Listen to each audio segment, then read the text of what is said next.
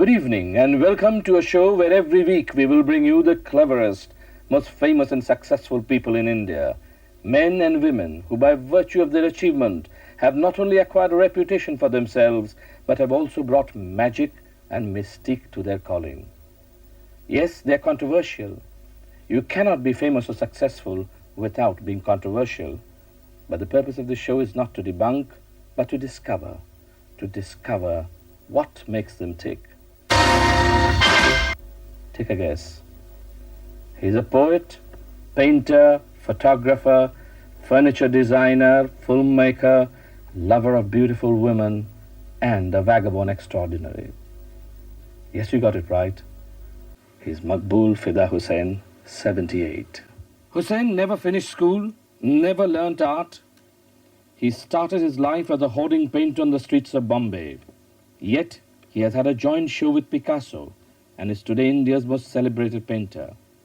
A bit solipsistic, perhaps. With 4 permanent museums he has built to himself. How does Husain cope with his many roles? Let's find out.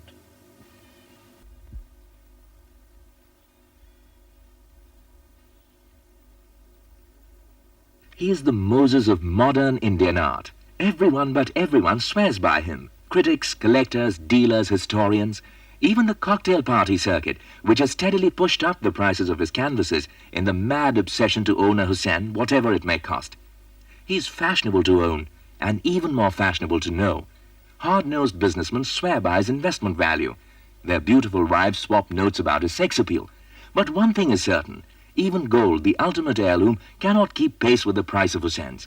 Today his canvases are sold like real estate in Bombay's Golden Mile in square inches, not feet. In the last 1 decade, 1,000 rupee Husain could have easily appreciated to 1,000,000, yet wherever you look, you see his works. 5-star hotels, homes of the rich and the famous, offices, airports, banks, fashionable watering holes, restaurants, railway timetables, theatre hoardings, everywhere there is a Husain to grab your eye. But Husain is not just a painter.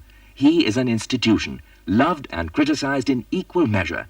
Many call him a charlatan, a man who wears so many masks that no one knows the real person behind it all, the poet of the canvas. What happened to your poetry? I had to go to Czechoslovakia again, perhaps, because that's in '56 I went to Czechoslovakia, and I met a girl there who was my interpreter, and she had a doctorate in theology and very learned person and very dynamic. Even she had a license to fly a plane. There, when I met her in the '56, then I used to write every day a letter in English, because she knew French, English, and German. So, and my command on English was very, it's not so inadequate. I couldn't, but I was forced because of this. So I started writing letters. So hundreds of letters written, and then in between some verses, the poems. That's how I. Though my interest in poetry was right from the very beginning. I hope you realize that you're giving yourself away, because most of your poetry was love poems. But it's not that's sentimental.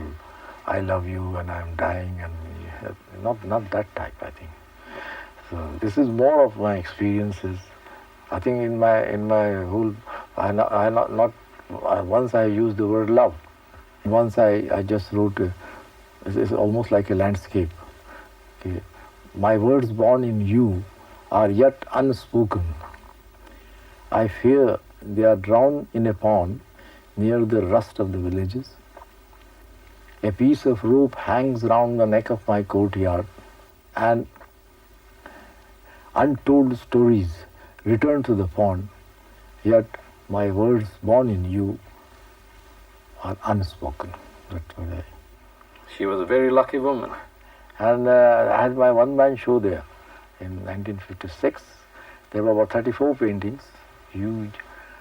And once, one day, she said, I just couldn't imagine these paintings going away in different houses. I couldn't afford. So I gave the entire show to her. So that she had the painting.